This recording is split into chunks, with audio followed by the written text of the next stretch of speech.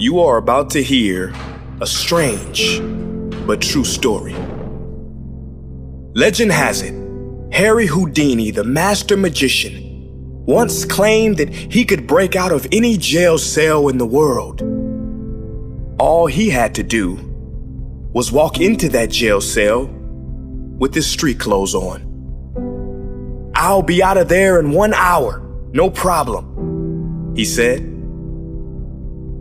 Well, a very old jail down south heard about Houdini's claims, and they accepted his challenge. On the day of the event, many people gathered outside. Very confidently, Houdini walked right into the jail and into the cell, and they shut the metal doors behind him. The first thing Houdini did was he took off his coat. Then, very strangely, he took off his belt. Secretly hidden in Houdini's belt was a 10-inch piece of steel, very tough and very flexible, and Houdini started working. In about 30 minutes, that confident expression Houdini had when he walked in disappeared. In 1 hour, he was bathed in sweat. And at the end of 2 hours, Houdini, in defeat, collapsed against the door, which then opened. It opened because, you see, that door had never been locked. But that's not entirely true, is it?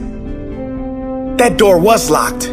It was firmly and thoroughly locked in Houdini's mind, which meant it was locked as if the best locksmith in the world had put his lock on it. The mind is powerful. How many doors in your life do you think are locked but aren't? How many times have you been stuck in the mental prison of overthinking something that really had a simple solution? There is an ancient African proverb that says, when there is no enemy within, the enemy outside can do us no harm. Your mind is the most powerful force you will ever face. It will tell you lies. It will tell you you can't do that. You're not meant for that. You're not good enough for that. You can't go on anymore. You don't have the energy. You must thank it for its opinion and carry on. Because like Houdini showed us, the only locked doors that exist are in your own mind. The doors in reality are open, and all you have to do is walk through.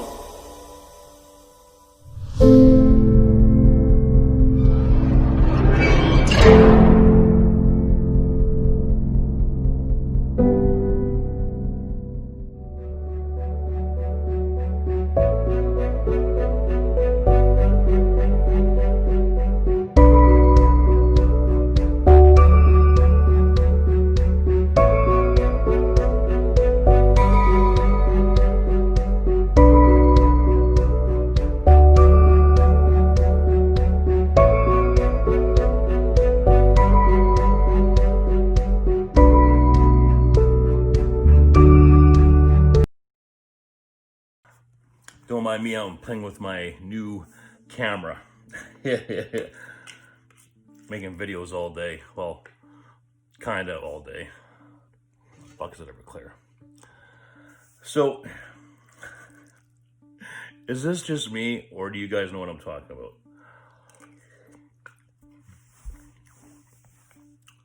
You find that you can talk to someone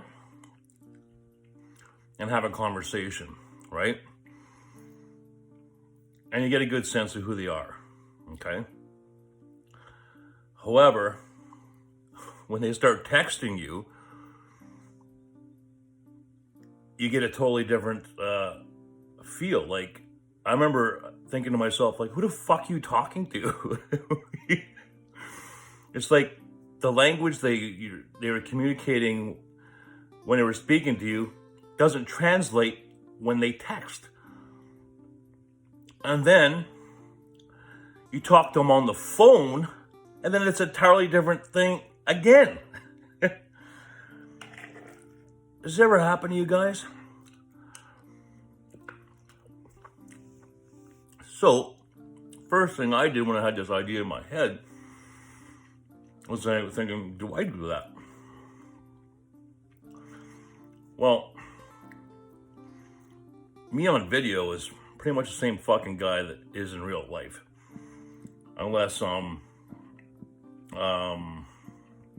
acting up or characterizing something, like being not even then, it's still fucking me, right? I think. I don't know, because I haven't had this conversation with anyone, so I don't know. When I talk to somebody, am I different when I talk to somebody? Well, maybe if I'm manic or not, they may get a different read. Well, maybe I'm guilty of that too.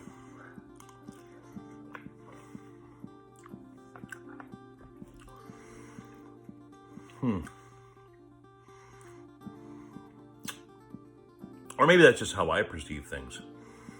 But then again, like,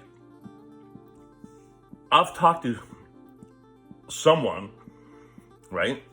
Had a conversation with this person. And then someone showed me a text of a conversation from this person.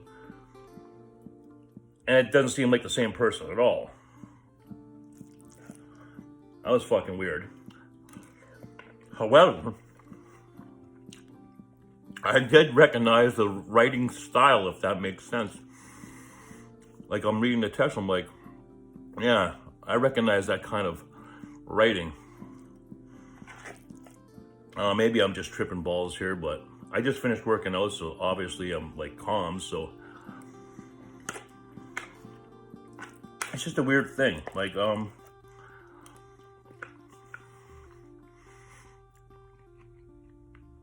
remember a friend of mine, I can talk to him and read his texts, it's the same person.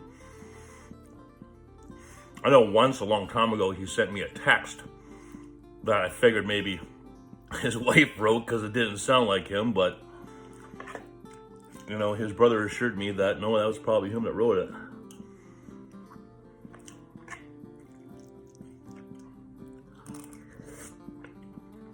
I find communication very interesting. I find myself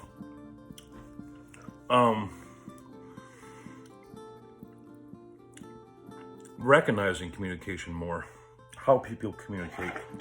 It's a very strange thing, especially if someone's nervous or uncomfortable.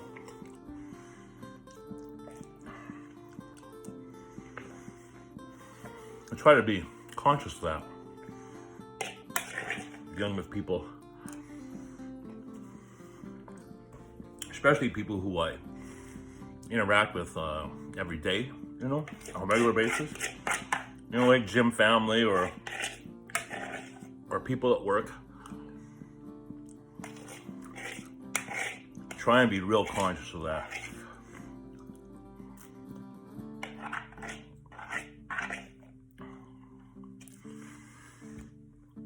Because I'm a moody fucker, right? Comes with the territory. But I'm very conscious of it. As soon as I start getting annoyed or pissed off, I check myself. Okay, hey, calm the fuck down. Why are you doing this? Why are you doing this? Diffuse this, diffuse this. I don't let it run off on to somebody else, like I may have in the past. And if it does run off and bleed into the other person, I will apologize. Or make some kind of comment that, sorry, but I'm fuck crazy, you know what I mean? Because, you know, people at work are very aware of my situation, and mainly my boss, and, you know, but which is weird because he's a very anxious person himself. So we're very conscious of our relationship, which is really cool. You know, I know my shortcomings, and we openly discuss this, which is very, very, very strange. So, you know, I think that's, we'll be able to work together for a long, long time to come. But it's a cool thing, though, when you can have that kind of relationship with the person you work with, right? I think maybe I've always done that, maybe. Well, maybe with a select few. Oh, but I'm more conscious about it now. But still, it really trips me out because, I don't know. It's hard. I don't know about you guys, but the way I take in information, I find it really difficult sometimes to comprehend what the person's trying to say. Can be a little frustrating. I don't know if you guys go through that same thing. You know, especially in text, you know. It's like, who the fuck am I talking to? You know? It's almost like in real life you see a reserved version of the person. On the phone, I think you see a less inhibited side of the person. And I think in text you see maybe the what's the word I'm looking for? It's tipped my tongue. Maybe the version of themselves that they may want to be. Does that make sense?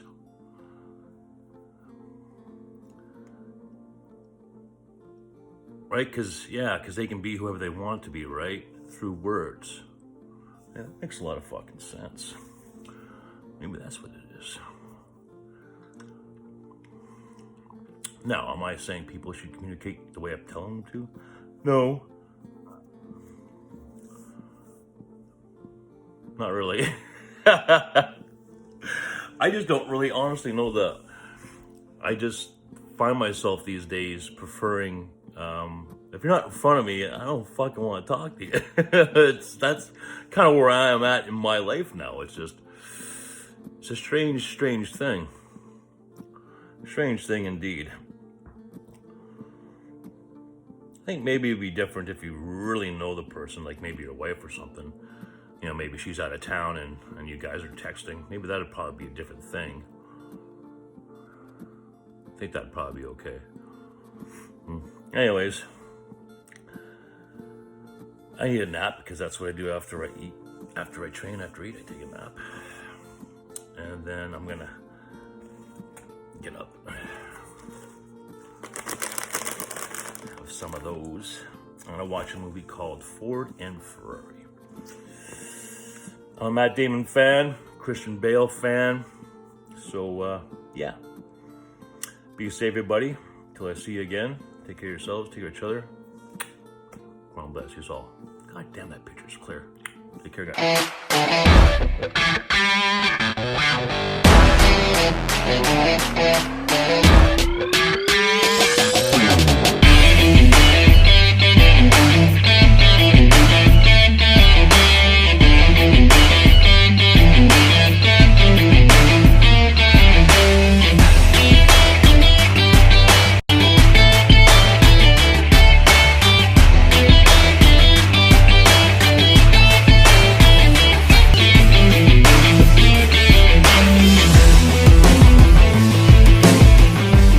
This episode is brought to you by Six Store, guaranteed to make you big as fuck!